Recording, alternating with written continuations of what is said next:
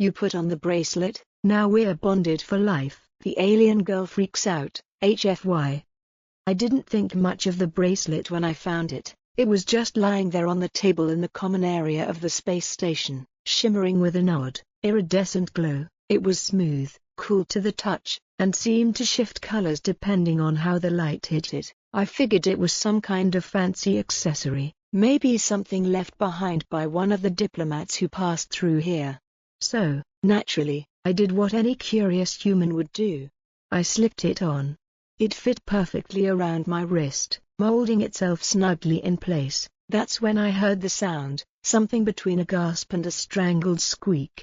I turned to see Veya, the alien girl I'd been working with for the past few months. She was from the Ithari species, a race known for their bioluminescent markings and tall, willowy forms. Normally, Veya was calm, poised, and almost unnervingly serene. Right now, though, she looked absolutely horrified. You put it on?" she stammered, her normally soft purple skin flushing a deep violet. Yeah," I said, raising an eyebrow. "Is that a problem?" Her eyes widened. "A problem?" She practically lunged at me, grabbing my wrist and staring at the bracelet like it had personally betrayed her. I blinked. "Veya, what's going on?" She let out a groan and buried her face in her hands. Oh stars! I should have hidden it better. I thought no one would touch it. Now I was getting nervous. "Veya, explain." She took a deep breath, then fixed me with an intense look. "That's not just a bracelet, Liam, it's an Ithari bonding band." "Okay?" She groaned again. "It's not just jewelry, it's a ceremonial item that signifies a lifelong partnership. It binds two beings together, mentally, emotionally, even legally." I stared at her, then at the bracelet, then back at her. "Wait. Are you telling me I just accidentally married you?" Veya's bioluminescent freckles flared in what I was beginning to recognize as a stress reaction. "Essentially, yes." I froze. Oh no." She started pacing, muttering in her own language. I caught snippets of it, something about fate being cruel and why do humans touch everything? "Okay, hold on," I said, trying to keep my own rising panic in check. "Surely, there's a way to undo this, right? Like a return policy or something?" Veya stopped pacing and gave me a look that screamed, "If only it were that simple." "The bond is designed to be permanent," she said, her voice tight. "It's a sacred tradition in my culture. Once the bracelet is accepted, the connection is sealed." I stared at her. "Sealed, as in, forever?" She nodded. I swallowed. "So, what exactly does this bond entail?" Veya let out a breath. "It means we are now linked. Our emotions will gradually sync. We will begin to sense each other's moods, even thoughts. In time, in the eyes of the Ithari, we are now bound as partners." I exhaled sharply. "Partners, like romantic partners?" Her skin darkened again. "Not necessarily. Bonding doesn't always mean romantic connection. It can be platonic. But in most cases, it deepens over time." I ran a hand through my hair. "This is a lot." "You think?"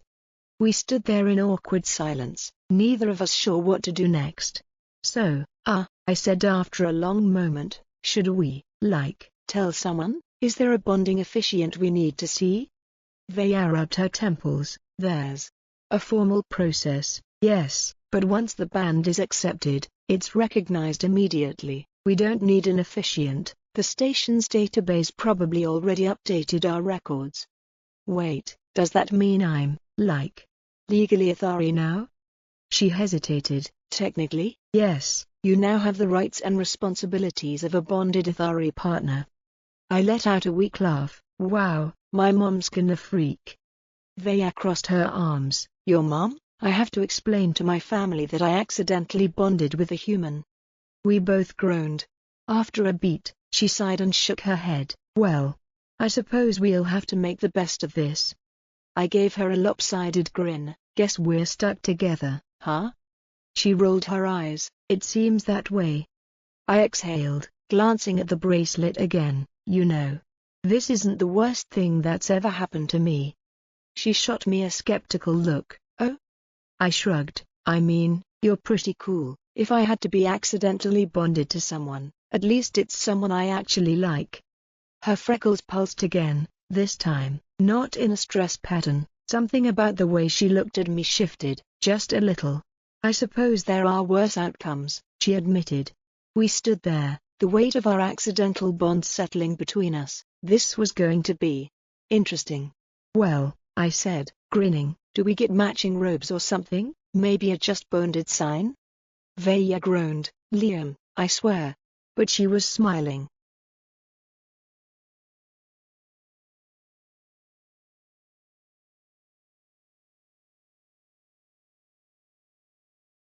The next few days were weird. The moment Veya and I stepped out of the common area, the news had already spread like wildfire. Apparently, Ithari bonding bands weren't just decorative, they were also registered the moment they linked to someone. The station's AI had automatically updated our relationship status in the database, and suddenly, everyone, from the janitorial staff to the station commander, was congratulating us on our lifelong union. I didn't even agree to this. I protested to Veya as yet another well-meaning ambassador from a neighboring species offered us a blessing. Veya, for her part, was trying to maintain her composure, though her bioluminescent freckles flickered in agitation. Neither did I, but the universe doesn't seem to care. The worst part, I could already feel the bond taking effect. It started subtly. I'd wake up and just know that Veya was stressed before I even saw her. Then, when I got frustrated, she'd flinch, feeling my irritation before I said a word. By day 3, we were finishing each other's sentences. By day 4, we were thinking them. Are you hungry? Yeah, she grumbled before I could even finish the question. I groaned, this is getting out of hand. She pressed her fingers to her temples. We need to find a way to manage this before it gets worse. And worse was exactly what we got. That evening, Veya and I met with one of the Ithari elders who happened to be stationed nearby. Elder Neith had a serene expression that made me think she'd seen way too much nonsense in her long life. She listened patiently as we explained the situation. When we finished, she simply smiled. Ah, she said, young love is always an adventure. Veya's face darkened to a deep violet. This isn't love, it was an accident. Neith chuckled, accident or not, the bond is real, and if you do not learn to accept it, it will become more difficult for both of you. I frowned. What do you mean? The elder leaned forward. The Ithari bond does not force emotions upon you, it only amplifies what is already there. Resistance will cause dissonance, discomfort, but if you accept it, you will find harmony. Veya and I exchanged glances. I could feel her frustration, her worry, her uncertainty, and beneath all of it, a tiny, hidden spark of warmth. Oh no. I coughed, looking away. So, if we wanted to make this work, hypothetically, what should we do? Elder Neith smiled knowingly. Trust each other, talk, understand what the bond is revealing to you, let it guide you, rather than fight it. Veya sighed, so there's no way to break it? Neith tilted her head. Breaking it would be unwise, it could cause deep emotional damage to both of you, but if you truly wished it, there are ways. That said, would you truly wish to undo what the universe has given you? That was the real question, wasn't it? Veya and I left the meeting in silence. Back in our quarters, because, yes, apparently bonded partners had to share quarters, and neither of us had the energy to argue, I finally spoke. How do you feel about this? She hesitated, then sighed. I don't hate you. I grinned. That's a great start. She rolled her eyes but didn't deny it. This bond. It's strange, but I don't think it's wrong, just unexpected. I nodded slowly. Yeah, same here. A pause. Then, she smirked. I do hate that you think about food every 5 minutes, though. I gasped in mock offense. How dare you? That's slander. She shook her head, but I could feel her amusement. For the first time since this whole mess started, the weight on my chest felt a little lighter. Maybe this wouldn't be so bad after all.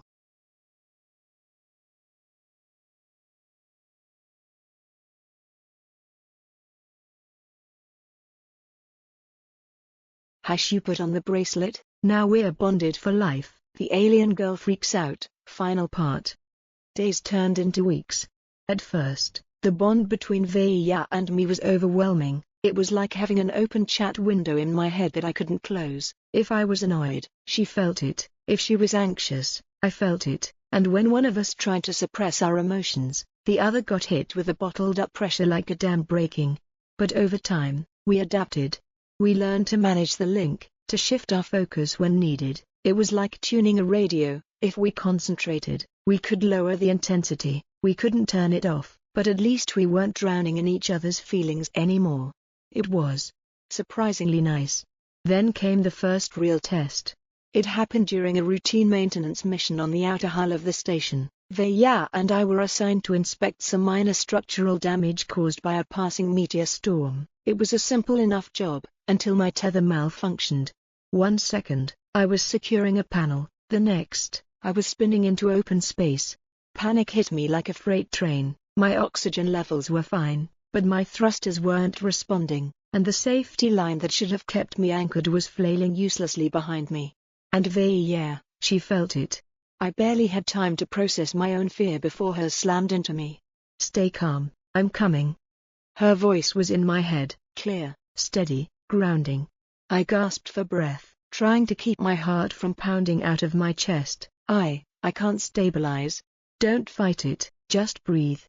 I obeyed automatically, and as I did, I felt her focus sharpen, her own adrenaline fueling a terrifying level of precision. Within seconds, she was moving, an expert with her thrusters, cutting across the void like she was born in it. I'd never seen her like this. She wasn't panicking, she wasn't hesitating. She was determined. And in that moment, I knew, without a doubt, that she was going to reach me. A few agonizing seconds later, she did. Her hands gripped my suit, securing me with a reinforced tether. The second I felt something solid again, my whole body sagged with relief. She didn't say anything, she didn't have to. I could feel her heart pounding in time with mine. She had been terrified. Not for herself, for me. The realization sent a shiver through me. "Thanks," I muttered. She let out a breath, her bioluminescent freckles glowing faintly. "I felt your fear, it was unbearable." I swallowed. "Yeah, same." We stared at each other in the vast emptiness of space, connected by more than just the tether. Something had changed. And we both knew it. Later that night, Veya sat on the floor of our quarters, absently tracing the edges of her own bracelet. Mine still rested on my wrist, cool and unassuming, like it hadn't completely altered my life. Today was terrifying, I admitted. She nodded. It was. A beat of silence. Then she sighed. "I won't lie, Liam, I resented this bond at first. I thought it was a mistake, a burden." I chuckled. "Yeah, I noticed." She shot me a dry look but continued. "But after today, I don't know, it doesn't feel like a burden anymore." I hesitated. "What does it feel like?" Her bioluminescent markings pulsed faintly. Like a part of me I didn't realize was missing. Something in my chest tightened. The silence stretched between us, not awkward, not forced, just understanding. Then, slowly, she reached out and placed her hand over mine. "I don't know what the future looks like," she said softly, "but if I'm stuck with someone for life, I think I could do worse." I grinned. "That's the nicest thing you've ever said to me." She rolled her eyes but didn't pull her hand away. And just like that, the bond between us settled, not as an accident, not as a mistake, but as something real. Something ours. And for the first time since this all began, I didn't mind it at all. The end.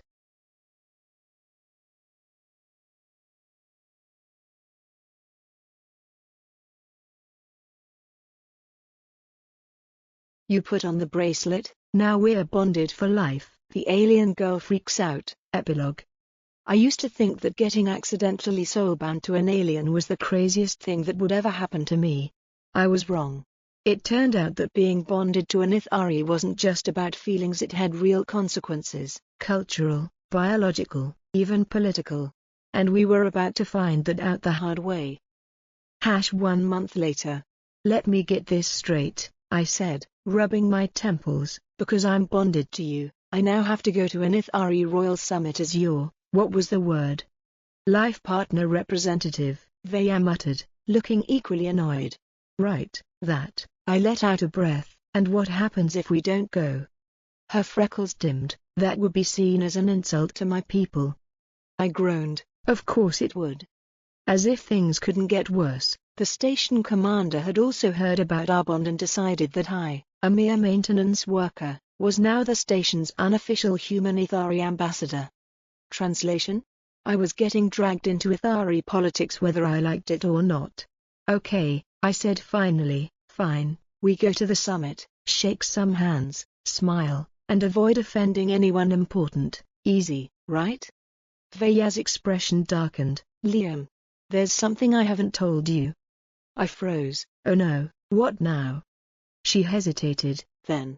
My family. They're not just any Ithari, they're part of the High Council. I stared at her. The High Council, as in, the ruling body of your entire species? She nodded grimly. My stomach dropped. I was about to meet my in-laws. 3 weeks later, the Ithari home world. I had never felt more out of place in my life. The Ithari home world, Viralis, was breathtaking, floating crystalline spires, glowing rivers, bioluminescent forests. It was like something out of a dream. But I wasn't here to sightsee. I was here to survive. Veya and I stood at the entrance of an enormous temple-like structure, waiting to be summoned before the council. Around us, Ithari nobles in shimmering robes whispered and cast glances in our direction. Some looked fascinated, others looked less than pleased. You're sure they won't execute me? I whispered. Veya sighed. They probably won't execute you. Not reassuring. She shot me a look but didn't argue. A moment later, a tall Ithari official approached. Vilarin of the High Council, your presence is requested. His glowing eyes flicked to me, and you're bonded. Veya squared her shoulders and took a deep breath. Stay calm, let me handle this. I nodded. We entered the chamber. Inside, 6 Ithari elders sat on raised thrones, their robes flowing like liquid starlight. At the center sat an imposing woman with the same bioluminescent markings as Veya, her mother. I was so screwed. Veya stepped forward and bowed. Honored council, I present my bonded partner, Liam Carter of Earth. I awkwardly copied her bow. Hi. Silence. Then, her mother spoke, a human. It wasn't a question, more like a disappointment. I fought the urge to shrink under her gaze. One of the other elders sighed. Veya, do you understand the implications of bonding with an outsider? Veya lifted her chin. I do. Another elder leaned forward. And you, human, do you understand what it means to be bound to one of us? I hesitated. Then, remembering what Elder Neith had said weeks ago, I answered honestly. It means that, whether by accident or fate, I am tied to Veya for life. It means I share in her struggles, her joys, and her responsibilities. It means that, even if I don't fully understand everything yet, I'm willing to try. Silence stretched through the chamber. Then, Veya's mother sighed. Very well, the bond is real, and it cannot be undone, but understand this, human, by binding yourself to my daughter, you have bound yourself to the Ithari people. I swallowed. What exactly does that mean? Her glowing eyes narrowed. It means that you are no longer just a human, Liam Carter. She leaned forward, her voice carrying the weight of an entire civilization. You are now one of us. My brain short-circuited. Veya groaned, stars help me. I grinned weakly. Well, at least your mom didn't execute me. She smacked my arm. And just like that, my very unexpected life as an Ithari life partner representative officially began. To be continued?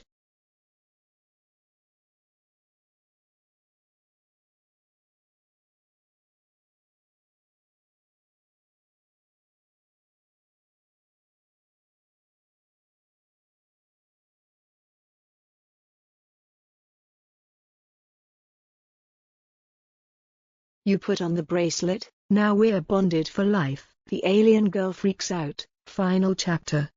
Ithari politics are a nightmare. It turned out that being one of the Ithari didn't just mean getting honorary citizenship or having my name in some fancy record book. It meant responsibility. Over the next few days, I was pulled into endless meetings, rituals, and ceremonies, most of which I barely understood. Ithari culture was steeped in tradition, and as Vaya's bonded partner, I was expected to learn fast. Which would have been fine, except that a good number of Ithari nobles weren't exactly thrilled about me being here. "This is ridiculous," one of them scoffed at a formal dinner. "A human bonded to an Ithari of noble blood? This bond is a mistake." I stiffened, but before I could say anything, Vaya slammed her cup down. "Enough." The entire table fell silent. Vaya, usually composed and diplomatic, was furious. "This bond may not have been planned, but it is real," she said, her glowing freckles pulsing like embers. "Liam has proven himself time and time again. If you refuse to accept him, then you are refusing to accept me." A tense silence followed. Then, to my surprise, her mother spoke up. "Vaya is correct." Her voice was calm but carried the weight of authority. "The bond has been made, denying it serves no purpose." I nearly choked on my drink. Did Vaya's mom just defend me? Across the table, some nobles still looked unconvinced, but no one dared challenge her. Vaya gave me a small, reassuring glance, and for the first time since arriving on this planet, I felt like maybe, just maybe I wasn't completely out of my depth. The final test. Just when I thought we were finally in the clear, the Ithari Council dropped one last bombshell on us. "A trial?" I repeated. Vaya sighed. "It's a tradition, a final test of commitment." I groaned. "Of course it is." The trial was ancient Ithari custom, a physical and mental challenge to prove our bond. If we failed, our bond would still be recognized, but we'd lose all rights to Ithari political standing, and my presence on the homeworld would be little more than a tolerated novelty. No pressure. The trial itself was divided into 3 parts. 1. The path of trust, a blindfolded maze where Vaya had to guide me using only our bond. 2. The trial of understanding, a series of questions designed to test how well we knew each other. 3. The final trial, a mystery challenge that changed every year. I barely made it through the maze. Ithari architecture was not made for humans, and I lost count of how many times I stubbed my toes, but through our bond, Vaya kept me steady, guiding me past every obstacle. The second trial was easier. "What does Vaya fear most?" "Failure," I answered immediately. She stiffened slightly, and I felt her surprise. The elder nodded. "Correct." One by one, the questions came, and without fail, we answered them perfectly.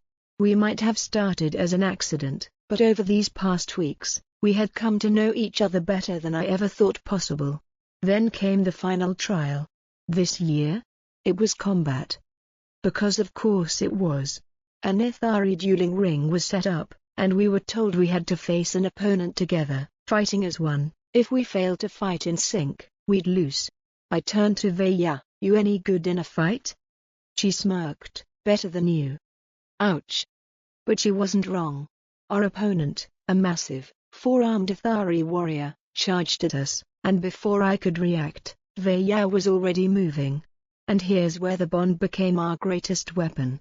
I could feel what she was going to do before she did it. I could sense her next move, the way she shifted her weight, the direction of her strikes.